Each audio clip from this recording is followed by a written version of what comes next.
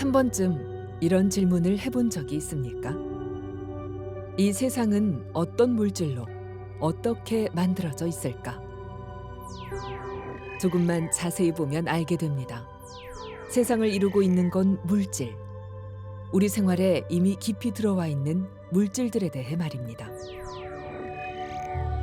지금은 당연히 존재하는 이 물질들도 한때는 세상을 뒤바꾼 놀라운 신소재였습니다. 인류의 삶을 바꾸고 역사를 만들어온 신소재. 혁신의 중심에는 언제나 신소재가 있었습니다.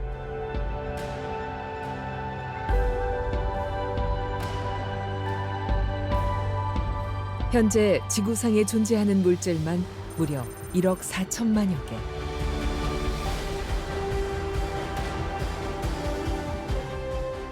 여기 세상에 또 다른 물질 하나를 더하고자 분투 중인 연구자들이 있습니다.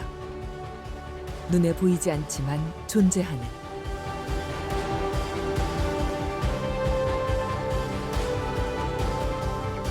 또 한 번 세상을 바꾸어 놓을 새로운 물질, 신소재. 지금 그들은 그 꿈의 물질을 찾아 먼 항해를 떠납니다.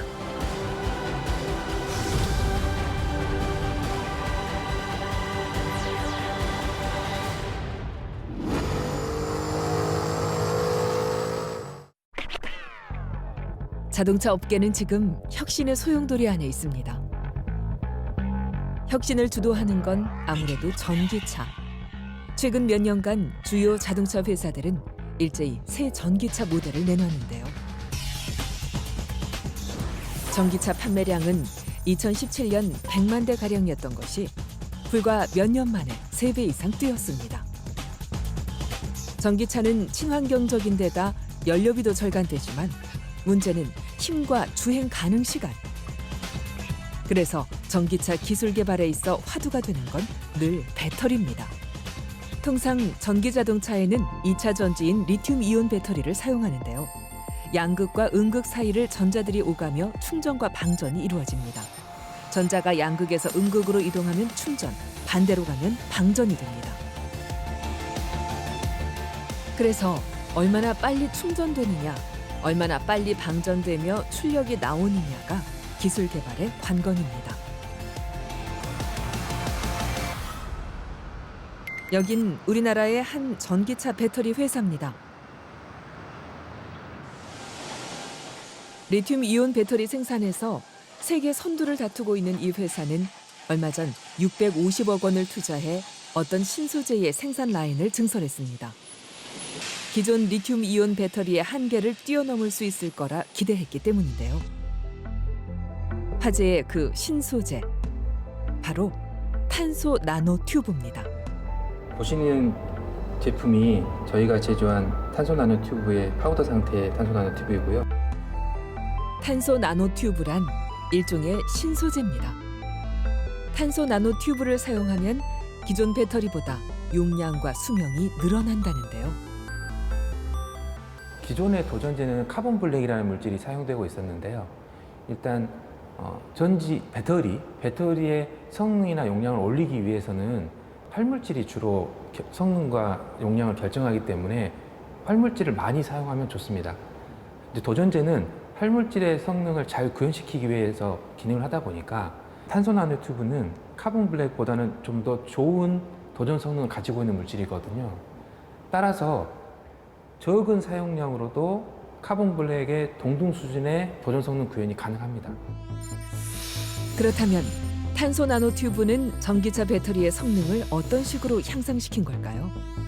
양극과 음극을 오가는 전자의 이동에 따라 충전과 방전이 이루어지는 리튬 이온 배터리. 탄소 나노 튜브는 기존 카본 블랙보다 훨씬 적은 양이 들어가 활물질의 투입량이 늘어납니다. 그러니까 전자의 이동이 빨라지는 만큼 충전 속도는 빨라지고 수명도 길어지게 됩니다.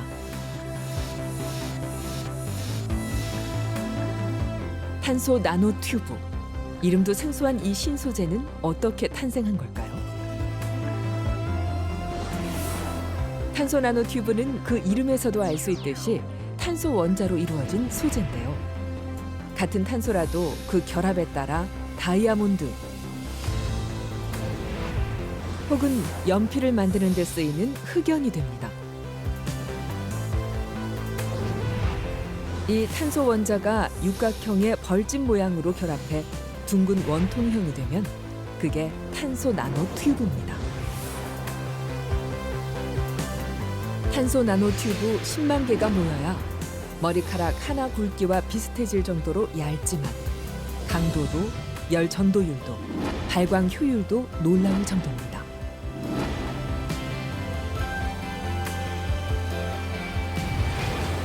그래서 탄소 나노 튜브가 처음 발견됐을 당시 과학자들은 흥분했습니다.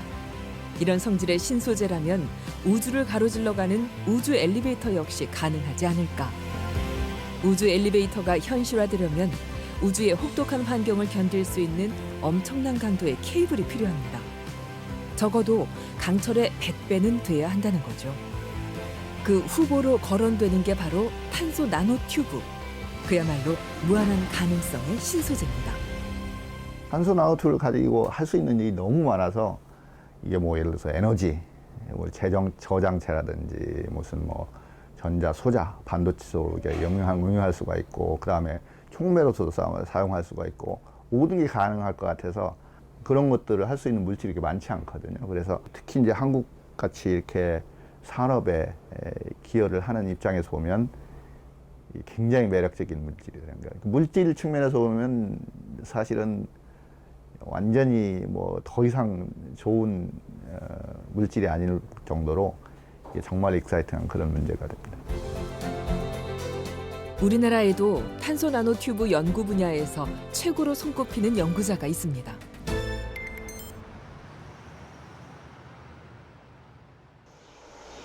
바로 이영희 교수인데요. 탄소 나노 튜브를 이용한 연구들로 여러 차례 주목을 받았지만 학계는 물론 산업계까지 관심을 보인 연구가 있었습니다. 탄소 나노 튜브를 이용해 전기차의 성능을 혁신적으로 높여줄 초고용량 축전지 기술을 개발한 겁니다. 그 초고용량 축전지는 슈퍼 커패시터라고 불리는데요. 이 슈퍼 커패시터는 시동과 급가속 등 순간적으로 고출력을 필요로 할 때 활용할 수 있습니다.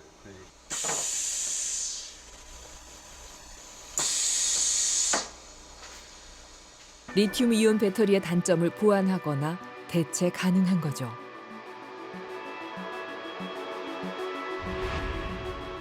전기차 배터리의 혁신을 불러올 수 있는 이 연구는 세계적인 주목을 받았습니다. 이전까지는 슈퍼 커패시터를 전기차에 어떻게 적용할지 구체적인 연구가 많지 않았던 상태. 전기차 배터리 기술 연구에 새로운 물꼬를 튼 겁니다. 바로 이 연구로 말입니다. 이영희 교수 연구팀은 그래핀이라는 신소재를 바닥으로 하고 탄소 나노 튜브를 기둥으로 해서 빌딩을 지어 올리듯 3차원 구조체를 만들었습니다. 이 3차원 빌딩 구조에는 이온이 드나들 통로가 많고 이온이 오래 머물 수 있는 흡착 면적도 넓어 보다 많은 전기를 저장하고 빠르게 내보낼 수 있습니다. 그래서 슈퍼 커패시터가 가능했던 것이죠. 오늘 이영희 교수 연구팀이 모두 한자리에 모였습니다.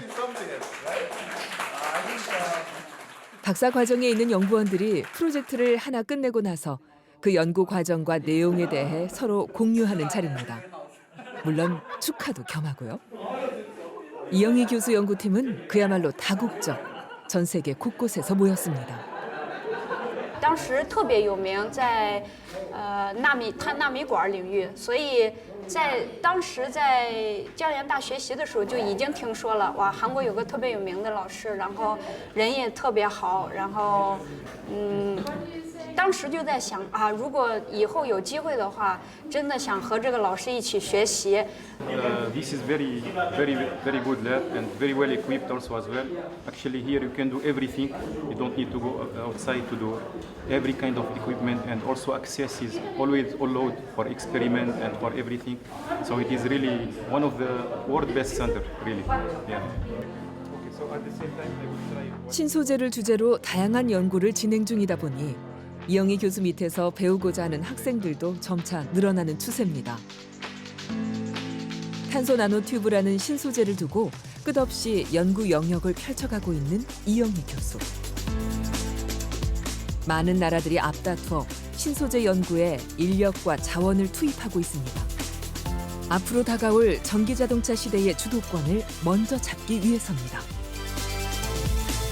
그런 면에서 되게 힘들어요.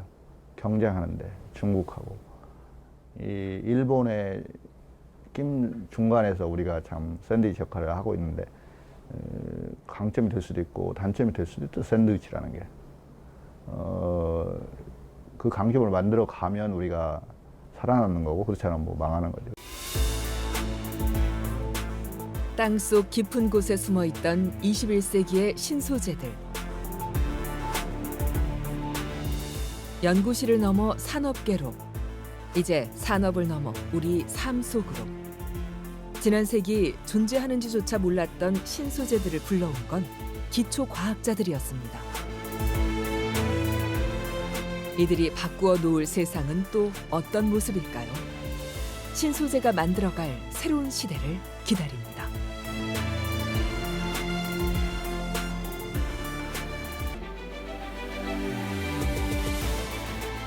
소재가 없으면 아무것도 없어요.